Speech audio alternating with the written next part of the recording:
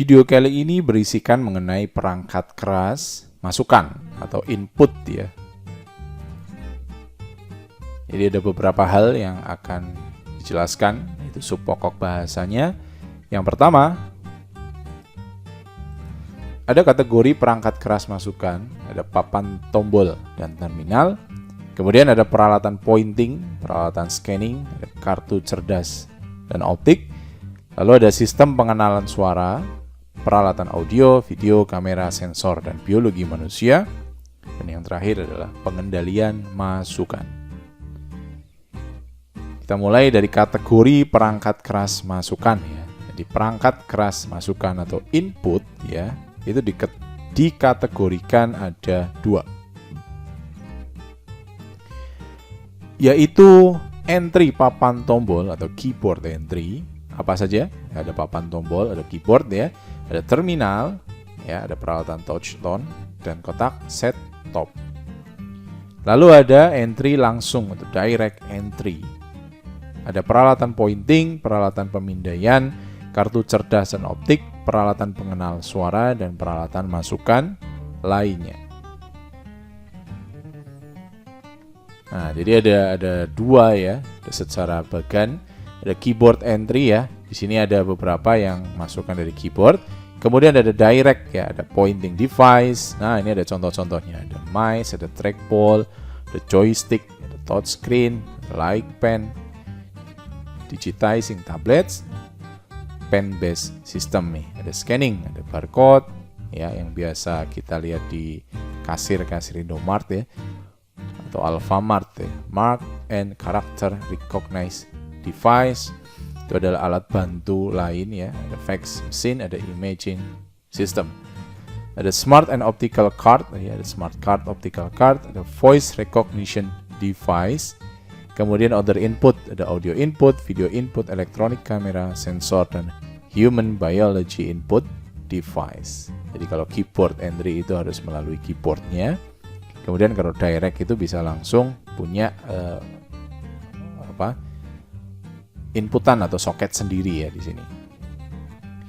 Yang pertama adalah papan tombol, itu keyboard sendiri ya, berfungsi mengkonversi huruf, angka, dan tanda baca lain ke dalam sinyal elektronik yang bisa dibaca oleh prosesor komputer, termasuk terminal komputer. Jadi kalau misalkan kalian lihat di keyboard ada huruf Q, W gitu ya, itu kalau kita klik itu nanti yang mengalir adalah sinyal elektronik yang nanti dibaca oleh komputer menjadi huruf Q. Jadi seperti itu cara bekerjanya. Contohnya ini function key-nya di sini. Ya, ini ada enter. Nah, ini kita sudah sangat familiar ya dengan seperti ini ya. Kemudian ada karakteristik papan tombol ya, ada standar mesin tik, yaitu standar QWERTY, penggerak kursor, ada tombol panah, kiri kanan atas bawah, back up, back down. Kemudian ada tombol numerik, tombol fungsi, dan tombol khusus. Lalu ada hal yang namanya terminal ya. Dan terminal ini ada 3 nih. Ada dumb terminal, ada smart terminal, ada intelligent terminal. Dumb terminal digunakan untuk memasukkan data dan menerima informasi dari sistem komputer tanpa melakukan pemrosesan. Ya, tanpa proses. Jadi cuma masuk saja. Tidak diproses. Kemudian kalau smart itu dapat melakukan pemasukan pengeluaran data ditambah dengan proses terbatas. Ini contohnya, memiliki suatu mikroprosesor dan beberapa internal memori di dalamnya, dan input yang sudah dimasukkan dapat dikoreksi kembali. Smart terminal tidak dapat diprogram oleh pemakai komputer. Contohnya itu kayak kalau di mesin kasir itu ada itu ya, ATM ya. Saya lupa namanya. Ada debit card kalau misalkan kita tidak membayar cash, kita pakai kartu debit atau kartu kredit itu. Bisa kan? Nah, di situ kan ada prosesnya kan. Jadi proses kita menginputkan suatu PIN dan lain sebagainya, nanti yang diintegrasikan oleh komputer. Itu dinamakan smart terminal. Lalu ada intelligent terminal, adalah komputer mikro penuh dengan sambungan komunikasi. Nah, ini contohnya. Oh, ini banyak sekali ya. Bisa ke server, bisa ke web, bisa ke database, bisa ke cellphone, bisa ke mana lagi ini. Dan ini dinamakan intelligent. Karena intelijen itu dia bisa menyambung ke mana-mana. Tidak hanya satu device yang sama, tapi beberapa device yang berbeda. Lalu saya kenalkan di sini ada touch tone device. Nah, ada yang tahu? Ini adalah speaker ya. Ini juga apa ini namanya? MP4. Kalau zaman dahulu saya ada MP4. Ini ada memasukkan token kalau misalkan di bank ya. Kemudian ini adalah scanner ya, scanner dari kode. Dan kalau kita lihat, kita gunakan alat-alat ini menggunakan touch ya. Kita gunakan secara sentuh.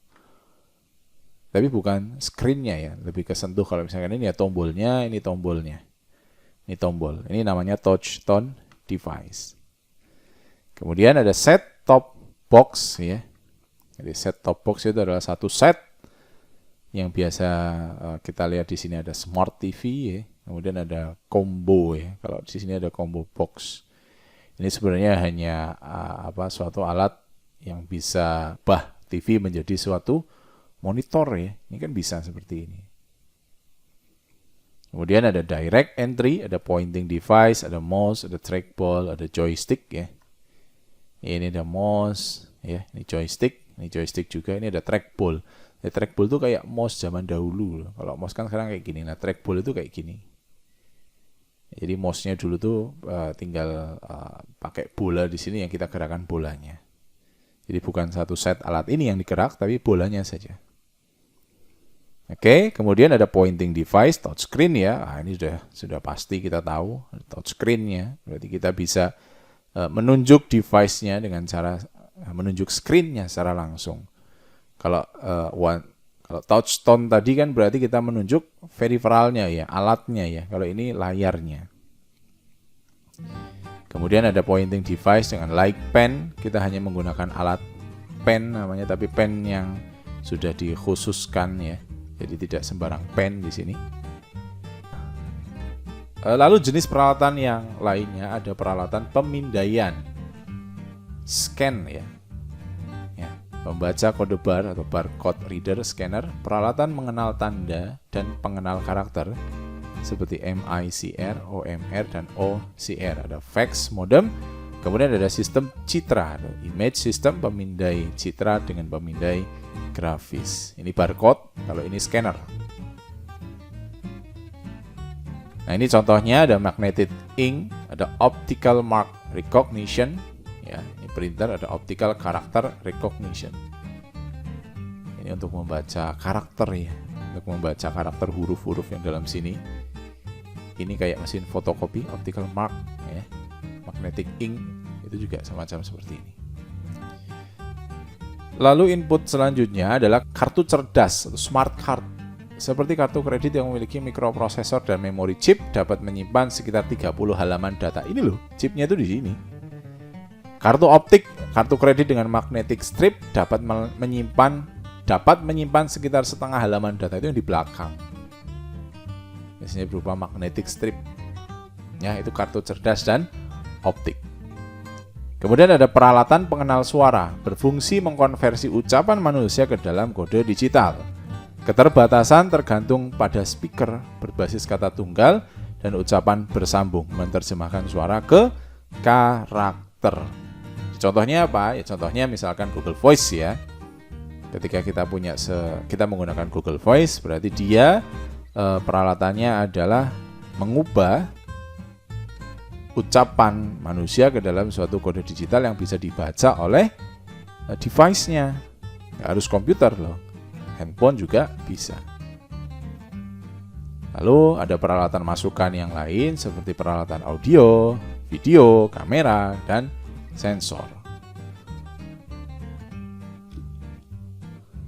Selanjutnya adalah pengendalian masukan ya. Pengendalian masukan diperlukan untuk memastikan ketelitian input data. Jika tidak, mungkin keluarannya nanti nggak akurat. Pengendalian masukan termasuk kombinasi prosedur pengendalian dari manual dan berbasis komputer. Didesain untuk meyakinkan semua input data dengan akurat. Nah, itu adalah mengenai perangkat keras masukan ya, atau input.